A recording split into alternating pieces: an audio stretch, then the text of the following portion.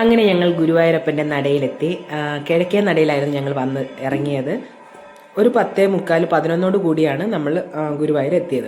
എത്തിയ ഉടൻ തന്നെ ഞങ്ങൾ റൂം എടുക്കാനല്ല നോക്കിയത്. ഞങ്ങൾക്ക് ഫ്രഷ് ആകാനുള്ള സൗകര്യം എവിടെ കിട്ടുമെന്ന് അന്വേഷിച്ച് 50 രൂപ ഒരാൾക്ക് കൊടുത്തു കഴിഞ്ഞ് കഴിഞ്ഞാൽ നമുക്ക് ഫ്രഷ് ആകാനുള്ള സൗകര്യം അവിടെ അവൈലബിൾ ആണ്. അങ്ങനെ ഞങ്ങൾ പോയി ഫ്രഷായി. അത് കഴിഞ്ഞിട്ട് ഞങ്ങളുടെ കയ്യിലുള്ള ലഗേജ് എല്ലാം കൊണ്ടുവന്ന് ക്ലോക്ക് റൂമിൽ വെക്കുക എന്നുള്ളതായിരുന്നു അടുത്ത പരിപാടി. അങ്ങനെ അതും കൊണ്ടുവന്ന് വെച്ചതും കഴിഞ്ഞതിന് ശേഷം ഒരു 11:30 മണിക്ക് കൂടി ഞങ്ങൾ ക്യൂവിൽ ദർശനത്തിന് വേണ്ടിയിട്ട് ചെന്ന് ക്യൂ നിൽക്കുകയാണ് ചെയ്തത്. സത്യം പറഞ്ഞാൽ നമ്മളൊരു വൈശാഖ മാസം ലാസ്റ്റാണ് ഞങ്ങൾ യഥാർത്ഥത്തിൽ ഭഗവാന്റെ സന്നിധിയിൽ എത്തുന്നത്.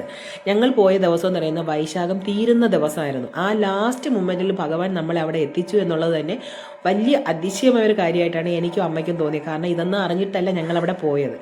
പിന്നെ അത് കഴിഞ്ഞ് രാവിലെ 3:10 ദർശനമാണ് നമുക്ക് കിട്ടിയത്. നല്ല തിരക്കുണ്ടായിരുന്നു. ആ ഒരു സമയം എന്ന് പറഞ്ഞാൽ ഞങ്ങൾ കയറിക്കേണ്ട സമയം എന്ന് പറയുന്നത് ഭാഗച്ചാർത്ത് നടന്നുകൊണ്ടിരുന്ന സമയത്താണ് ഞങ്ങൾ ഭഗവാനെ കാണാനായിട്ട് കയറിയത്. അതൊക്കെ കണ്ട് ശിവേലിയൊക്കെ കണ്ട് സത്യം പറഞ്ഞ ഭഗവാനെ അടുത്ത് തന്നെ കണ്ടു എന്നുള്ളത് തന്നെയാണ് സത്യം. എൻ്റെ ഇത്രയും ഗുരുവായൂർ യാത്ര ഞാൻ പോയിട്ട് ശിവേലി കാണാനോ അല്ലെങ്കിൽ ഇങ്ങനെ ഭാഗച്ചാർത്തൊക്കെ കാണാനോ ഉള്ള ഭാഗ്യമൊന്നും എനിക്ക് കിട്ടിയിട്ടില്ലായിരുന്നു. പക്ഷേ ഈ പ്രാവശ്യം അതെല്ലാം എനിക്ക് കാണാനുള്ള ഭാഗ്യം കിട്ടി.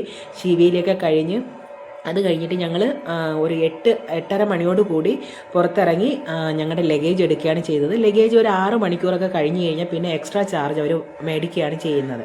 അപ്പോൾ നമുക്ക് അവിടെ വെച്ച് കുറേ അനുഭവങ്ങളുണ്ടായിരുന്നു. അതൊക്കെ അടുത്ത വീഡിയോയിൽ ഷെയർ ചെയ്യുന്നതായിരിക്കും. ഓക്കേ.